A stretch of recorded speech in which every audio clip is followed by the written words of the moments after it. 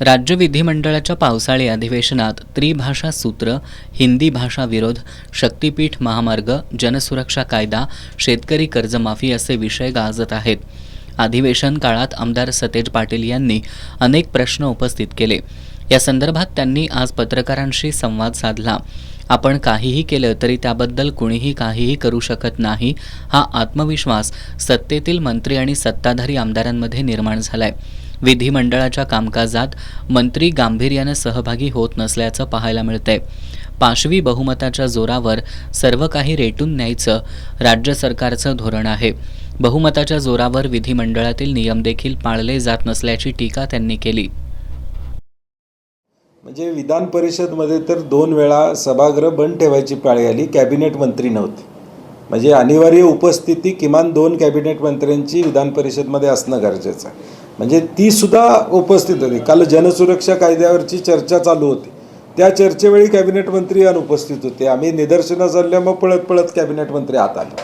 म्हणजे हे पाशवी बहुमत जे सरकारला मिळालेलं आहे त्याचा गैरवापर, हे सगळं विधिमंडळातलं नियमावलीसुद्धा बाजूला करायचा प्रयत्न या बहुमताच्या जोरावर सध्या चाललेला दिसतो.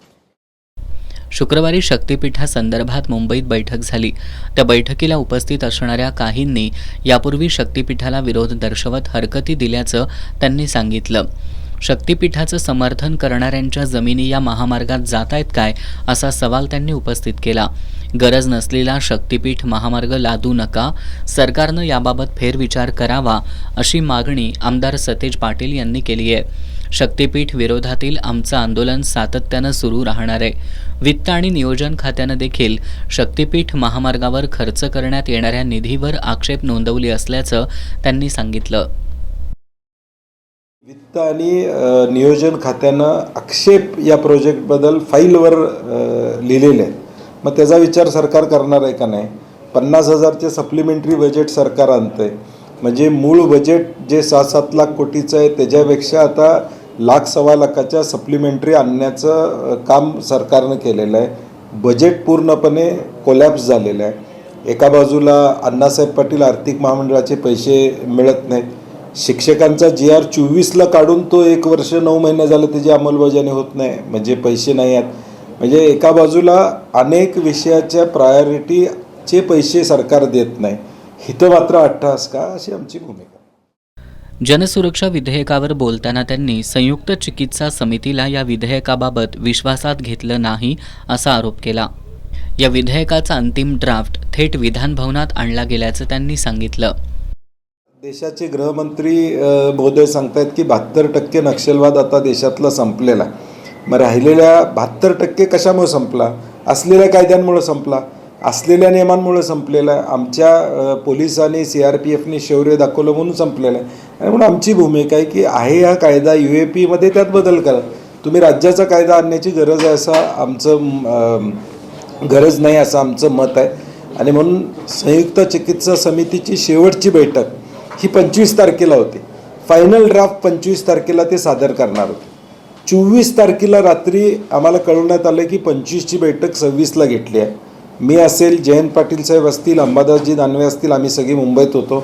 26 तारखेला शाहू जयंती होती. आम्ही लेखी पत्र दिलं की 26 तारखेची बैठक तुम्ही एकतर अधिवेशनाच्या आदल्या दिवशी 30 तारखेला घ्या, 30 तारखेला अधिवेशन 29 तारखेला घ्या, किंवा मग 25लाच घ्या. त्यामुळे फायनल ड्राफ्ट हा डायरेक्ट सभागृहात आला. सामाजिक न्यायमंत्री संजय शिरसाट यांचा व्हायरल झालेला व्हिडिओ आणि आमदार संजय गायकवाड यांनी मंत्रालयातील कॅन्टीनमधील एका कर्मचाऱ्याला केलेली मारहाण या घटनांवरून सत्तेतील मंडळींचा मुजोरपणा जनतेसमोर उघड झालाय. आमदार संजय गायकवाड यांच्यावर गुन्हा दाखल होण्यासाठी 48 तास लागले. यात पोलीस प्रशासनावर दबाव असल्याचं दिसून आलं. एखादी घटना घडल्यानंतर कोणताही तक्रारदार नसताना पोलीस सुमोटो गुन्हा दाखल करत असतात. मात्र यामध्ये का केलं नाही, असा सवाल त्यांनी उपस्थित केला. सामाजिक न्यायमंत्री संजय शिरसाट यांचा पैशांच्या बॅगेशेजारी बसलेला व्हिडिओ समोर आलाय. हा व्हिडिओ संपूर्ण देशानं पाहिलाय. आता मात्र मंत्री शिरसाट हे या बॅगेत पैसे नव्हते तर कपडे होते असं म्हणत असतील तर हा मोठा विनोद आहे. या घटनेची जबाबदारी स्वीकारून मंत्री शिरसाट यांनी राजीनामा देण्याची मागणी आमदार सतेज पाटील यांनी केली.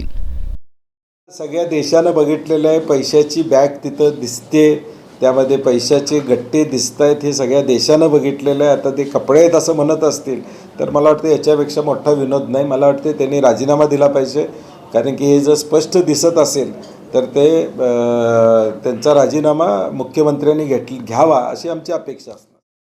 कन्नड सक्ती आणि महाराष्ट्र कर्नाटक सीमावादावर पत्रकारांनी प्रश्न उपस्थित केला असता आमदार सतेज पाटील यांनी महाराष्ट्र कर्नाटक सीमा प्रश्नाच्या सोडवणुकीसाठी नेमलेल्या तज्ज्ञ समितीच्या अध्यक्षपदी खासदार धैर्यशील माने यांची निवड करण्यात आली आहे. त्यामुळे हा प्रश्न त्यांनाच विचारा असा टोला लगावला.